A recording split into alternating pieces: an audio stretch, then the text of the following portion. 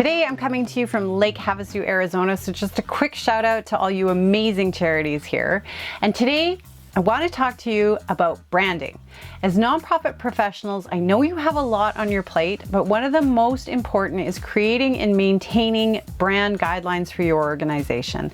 An effective brand is going to help you stand out from the competition, and as well, it outlines how your nonprofit should be presented in terms of design, tone, and messaging. Every aspect of your branding should be carefully considered, from your logo to your copywriting. Now, these guidelines are essential for ensuring that your organization's message is communicated consistently and effectively to all stakeholders, including donors, volunteers, staff, board, and other partners. So in today's video, we're going to cover some essential tips for creating brand guidelines that will help take your nonprofit's branding to the next level. So let's get to it.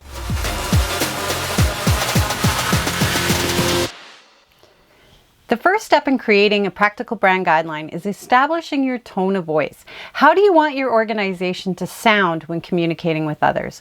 A strong brand voice is vital for any nonprofit that wants to stand out.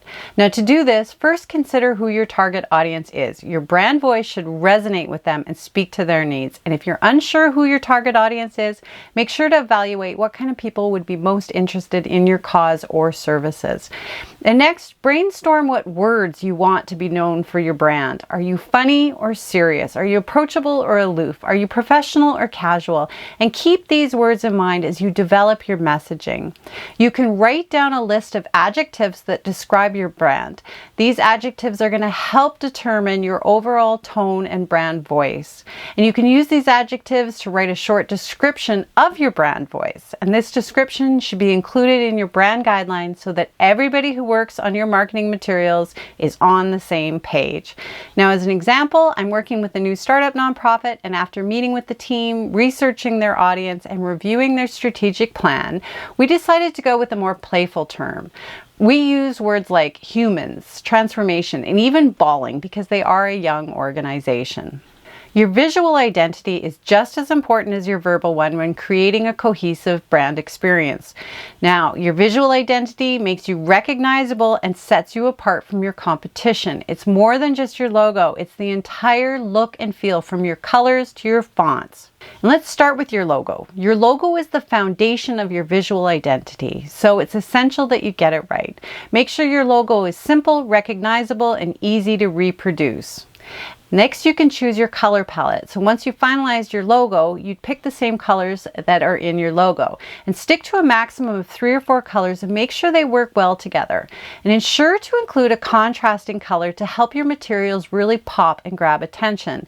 This same organization that I just mentioned uses blue, so I picked an orange as a contrasting color. You also want some fonts. Now, fonts are another critical point of your visual identity. Again, simplicity is the key, so you choose a few and make sure they complement each other well. You want a strong, bold one for your headlines, a lighter one for copy, and even a contrasting text. You also want to define your images and patterns. Patterns can be used across many forms of visual communications and help your stakeholders to quickly recognize your brand.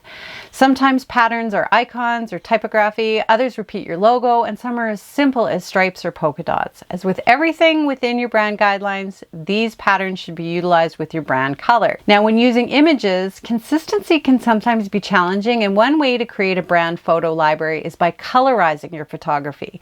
For example, you can make all of your pictures black and white, or duotone of 2 colors, or perhaps desaturated photography. Whatever you choose, colorizing your photos will bring a sense of uniformity to your photos. Now, define how and where your visual identity will be used. How are you going to use it on your print materials and your social media? And once you've answered these questions, you can create specific rules around how your visual identity will be used in each specific case. Now, I want to talk for a second about setting up a design library. A design library is where you store all your work, both past and present, so you can easily reference it when working on new projects. So if you're just getting started with creating brand guidelines, here are a few tips for setting up your own design library. 1. Start by creating a master folder for all your assets. This master folder would include logos, photos, fonts, and colors in subfolders. Make sure to name all your files clearly and consistently so you can easily find them later. 3, organize your files in a way that makes sense to you. Some designers prefer to keep everything in one master folder, while others prefer to create separate folders for each project. Find what works best for you and stick to it. 4, back up your design library regularly so you don't lose your work if something happens to you or your computer. Now, these tips can help you create an organized, easy to use, reliable design library. And having a well-organized design library is going to save you a ton of time and frustration in the long run, so it's worth setting it up. Some final brand guideline essentials. Your nonprofit's core values should be clearly outlined in your brand guidelines. Outlining your core values in your brand package will help guide decision making and include detailed instructions on how each branding element should look, from your fonts to your color schemes, so that everyone who uses it is going to be on the same page. And stay consistent across all platforms: social media accounts, website content, newsletter. It's so important for donors and supporters to be able to recognize you immediately. And finally, ensure all team members, including volunteers, are familiar with your brand guidelines before starting work on any project related to your organization's branding efforts. Now, by following these essential tips, you can ensure that your nonprofit communications stay true to your mission and values while maintaining a consistent look and feel across all channels. From online to print materials, having clear branding standards will enable consistent messaging throughout your communications, which is essential for a nonprofit success. Now, if you want more information on writing your mission statement, which should probably be the first step before you get the pretty together, I'm going to link a video right here on that. And see you next week.